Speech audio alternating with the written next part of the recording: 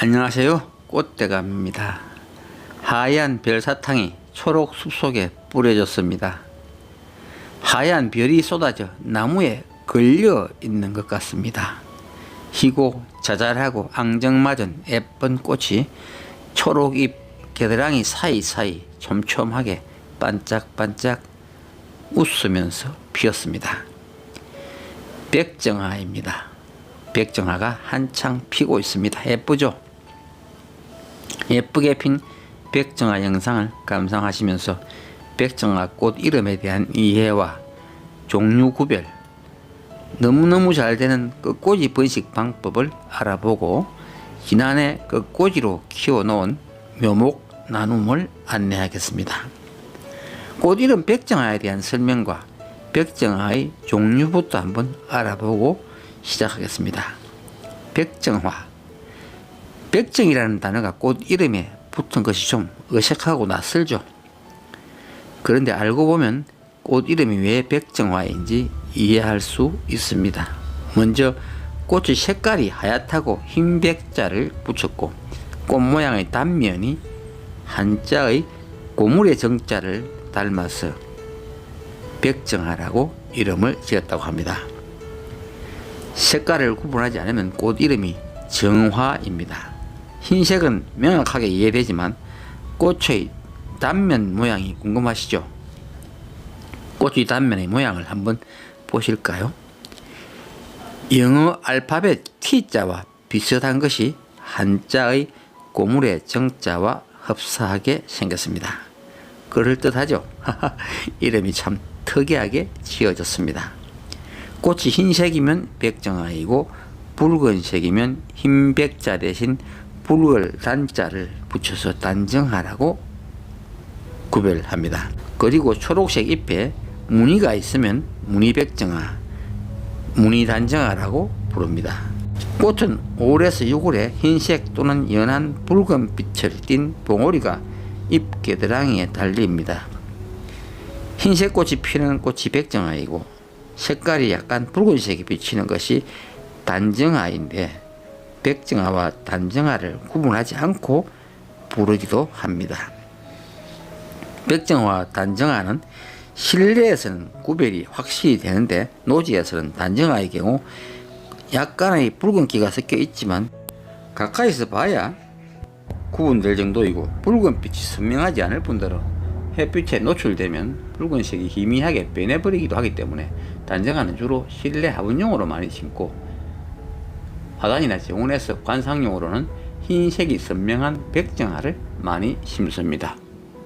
단정화를 보실까요? 꽃 색깔이 백정화와 구별되죠.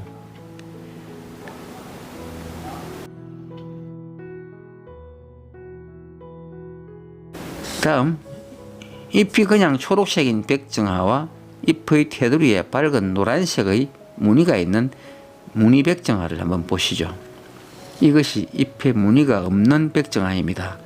진한 초록색 잎 사이에 핀 하얀 꽃의 색깔이 대비되면서 흰색 꽃이 돋보입니다.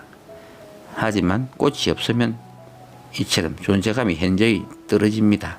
반면에 무늬백정화를 보실까요?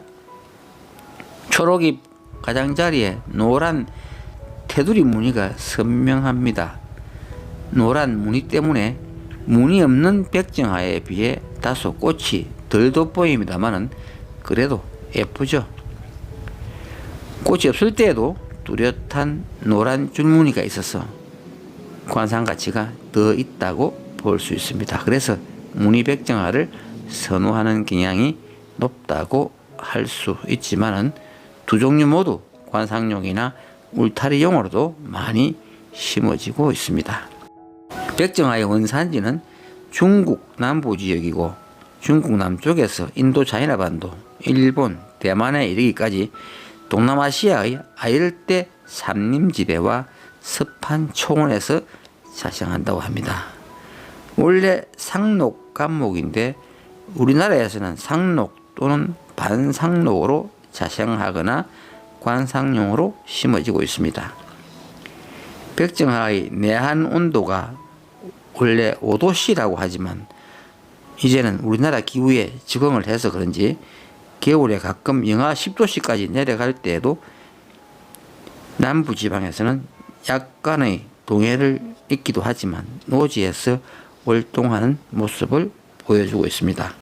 그러나 영하의 온도가 오래 지속되는 중부 이북 지역은 노지 월동이 어려울 수도 있습니다. 기후에 따라 제주도 같은 곳에서는 상록으로 월동을 하고 꽃을 피운다는데 서리가 오면 잎을 떨구고 월동하거나 줄기까지 죽고 뿌리에서 새싹이 돋아나는 등 지역에 따라 차이가 있는 것 같습니다. 꽃다운 꽃밭에 화분에 심어진 이것은 겨울에 잎을 모두 떨궜다가 봄에 새로 잎이 나서 꽃을 피우느라 노지에 심어진 것보다 늦은 것을 볼 수 있습니다. 그러니까 반상록입니다. 그래도 꽃이 많이 맺혀 있습니다.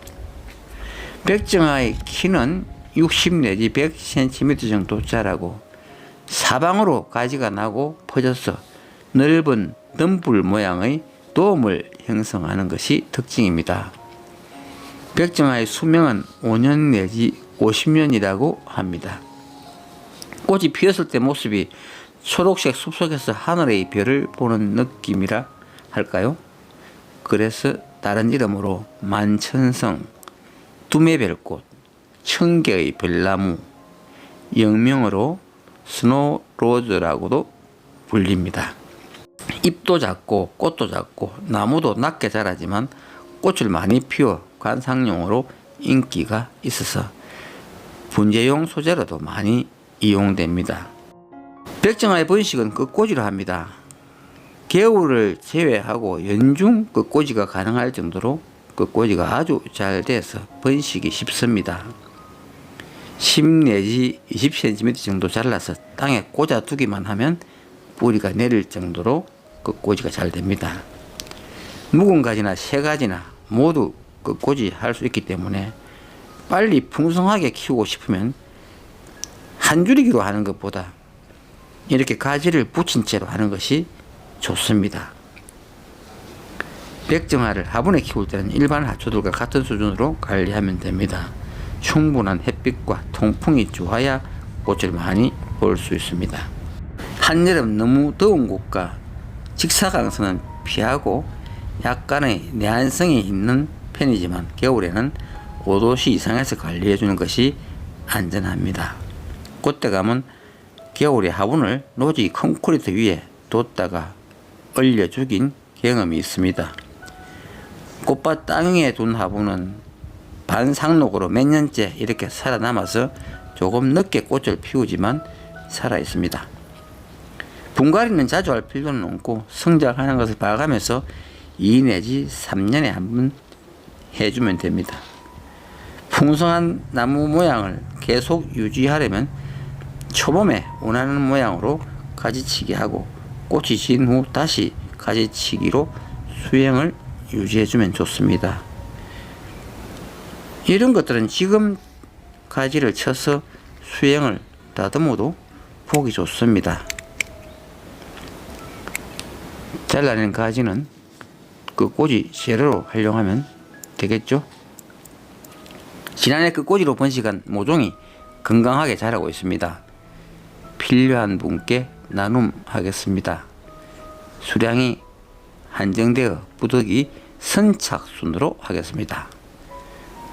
비용은 우체국 택배비 4,000원과 한 포트 2,000원씩 최소 3포트 이상으로 해서 신청을 받겠습니다. 나눔 신청은 전화, 문자, 메시지로 하시면 연락드리겠습니다. 댓글 맨 위쪽에 꽃대감 전화번호를 올려놓겠습니다. 오늘 백정아 영상 유익하셨다면 좋아요 버튼 살짝 눌러주시면 힘이 됩니다. 시청해주셔서 감사합니다.